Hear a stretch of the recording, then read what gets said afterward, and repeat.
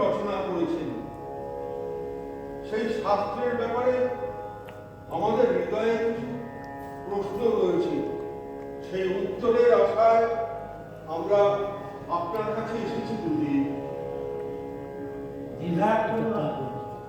বলো বলো, তোমরা কি জানতে চাও? গুরুদেব, নাট্যশাস্ত্র কি? নাট্যশাস্ত্র নাট্যশাস্ত্র হল শিল্পকলার উপর প্রাচীন বিশ্বকোষীয় গ্রন্থ, যা ভারতের নৃত্য সঙ্গীত এবং সাহিত্য ঐতিহ্যকে প্রভাবিত করেছে। নাট্যশাস্ত্র তার নান্দনিক রস এবং তত্ত্বের জন্য উল্লেখযোগ্য। এটি দাবি করে যে বিনোদন হল শিল্পের কাঙ্ক্ষিত প্রভাব, কিন্তু এর প্রাথমিক লক্ষ্য হল দর্শকদের মধ্যে থাকা ব্যক্তিকে অন্য সমান্তরাল বাস্তবতায় নিয়ে যেতে গেলে যা আমাদের কাছে তার অর্থ হচ্ছে পরিপূর্ণতা, যেখানে তারা নিজস্ব চেতনার সারমর্ম অনুভব করে এবং আধ্যাত্মিক ও নৈতিক প্রশ্নে প্রতিফলিত হয়। নাট্যশাস্ত্রের মোট কটি রসের উল্লেখ আছে? নাট্যশাস্ত্রে প্রাথমিক স্তরে মোট 8টি রসের কথা বলা হয়েছে। এই রসগুলি হল শৃঙ্গার, হাস্য, বীর, অদ্ভুত, রৌদ্র, করুণা, বিভৎস ও ভয়ানক। প্রাথমিকভাবে এই রসগুলো সম্বন্ধে যদি বিশদভাবে দয়া করে একটু আলোচনা করেন। নিশ্চয়, তুমি যখন জানতে চেয়েছ আমি নিশ্চয়ই বলব। নাট্যশাস্ত্র অনুসারে প্রতিটি রসের প্রধান দেবতা এবং নির্দিষ্ট রং আছে। যেমন ধরো, শৃঙ্গারের প্রধান দেবতা বিষ্ণু, এর রং শ্যামা অর্থাৎ গাঢ় নীল। হাস্যরসের প্রধান দেবতা শিব, তার রং সাদা।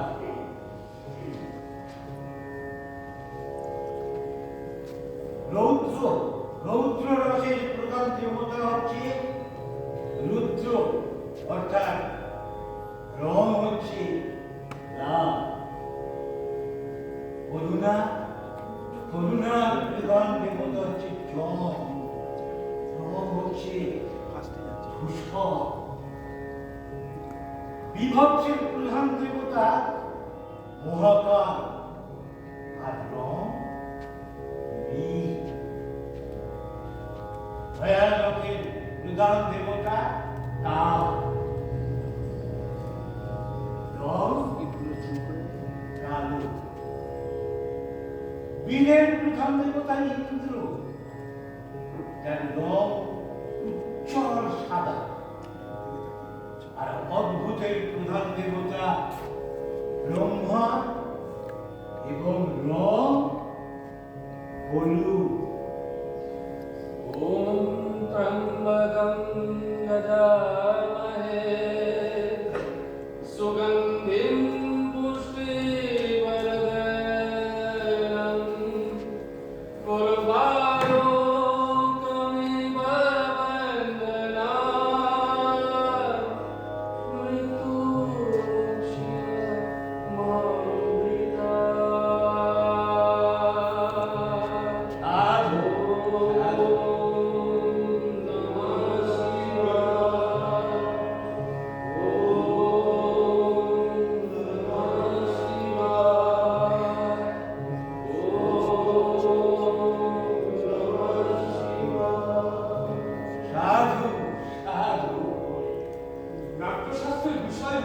কি কি গুরুদেব? নাট্যশাস্ত্রের বিষয়গুলি হল নাটকীয় রচনা, নাটকের কাঠামো, নাটক পরিচালনায় মঞ্চ নির্মাণ, আঙ্গিক, অভিনয়, বাচি, ভাবনা, রস ও ভাবের জ্ঞান।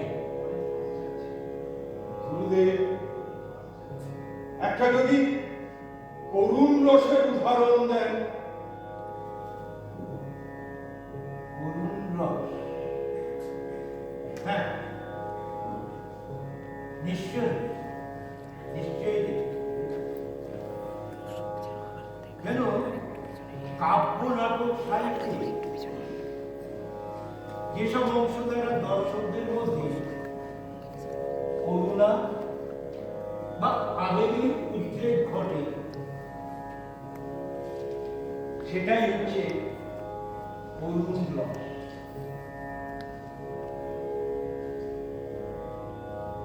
আচ্ছা গুরুদেব, হ্যাঁ, অভিনয়কে অপমার্গম বলা হয় কেন?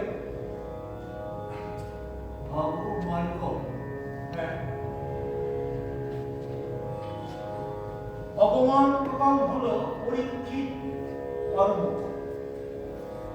শব্দচয়ন, আলু, মঞ্চ পরিবেশন, যা সমস্তটাকে নাটক বলা হয়। তার রস, ভাব, বিভিন্ন ধরনের অভিনেতার অভিনয়ের ধরন বা আবেগ, যা মানব জীবনের পাশাপাশি শিল্পকে চিহ্নিত করে। গুরুদেব, হ্যাঁ। এই পঞ্চবস্তুগুলো কি কি? পঞ্চবস্তু, পঞ্চবস্তু হল রূপক, রস, অভিনয়, পঞ্চসন্ধি ও অর্থ প্রকৃতি। গুরুদেব, হ্যাঁ, তাহলে আমাদের সমাজে সর্বস্তরে এই নাট্যশাস্ত্রকে গুরুত্ব দেওয়া হয় না কেন? কেন এই শিল্পকে অপ্রয়োজনীয় বলে মনে করা হয় কেন? বৎস, তুমি তুমি ঠিকই বলেছ। আমাদেরই হয়তো কিছু ক্ষেত্রে ব্যর্থতা রয়েছে। এই পঞ্চদেশ বা নাট্যশাস্ত্রের গুরুত্ব সমাজের সর্বস্তরে এখনো ছড়িয়ে দিতে হবে। নাটক শুধু শিল্প নয়, এটি সমাজের দর্পণ, এটি সত্যের পথে নিয়ে যাওয়ার মাধ্যম, যার পথ ভৌগোলিক সীমা অতিক্রম করে নাটকে সম্পূর্ণভাবে মানবতার কথা বলে। এই নাটকে বলে পৃথিবীতে ঘৃণা, বিদ্বেষহীন মানব সমাজ গড়ে তুলতে। গুরুদেব, আমার একটা শেষ প্রশ্ন আছে। হ্যাঁ, বলো বলো। ভাব এবং রসের মধ্যে পার্থক্য কি গুরুদেব? ভাব আর রসের মধ্যে পার্থক্য। ভাব, ভাব মানে হচ্ছে হওয়া, আর ভব হলো মনের অবস্থা, আর রস হলো নান্দনিক স্বাদ, যা সেই ভব থেকে আসে। রসের অনুপস্থিতিতে ভব কোনো অর্থ বহন করে না। এইভাবে রস হলো মূলত স্বাদ, আবেগ এবং আনন্দের মাধ্যমে বহুবিধ সংবেদনের আকারে রূপ এবং প্রকাশ। ধন্য। অথচ আমরা ধন্য হতে নাট্যশাস্ত্র তথা পঞ্চব্যাগ সম্বন্ধে আমরা জ্ঞান লাভ করে আমরা ধন্য। আমি আপনাদের প্রণাম গ্রহণ করুন বলে আর আশীর্বাদ করুন আমরা যেন এই নাট্যশাস্ত্রের গুরুত্বকে সমাজের সর্বস্তরে ছড়িয়ে দিতে পারি বলে।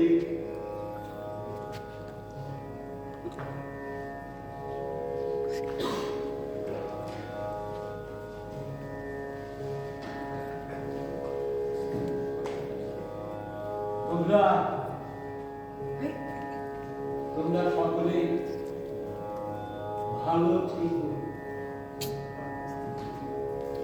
জীবনের লক্ষ্যে এগিয়ে যাও, নিজস্ব শৈল্পিক চেতনা দিয়ে নাট্য জগৎকে আরো আরো সমৃদ্ধ করো। তোমাদের মঙ্গল হোক, সমগ্র মানব জাতির উন্নতি হোক, বিকশিত হোক, সত্য ও নির্ভীক মানব সমাজ এবং সকল দুষ্টের বিনাশ হোক।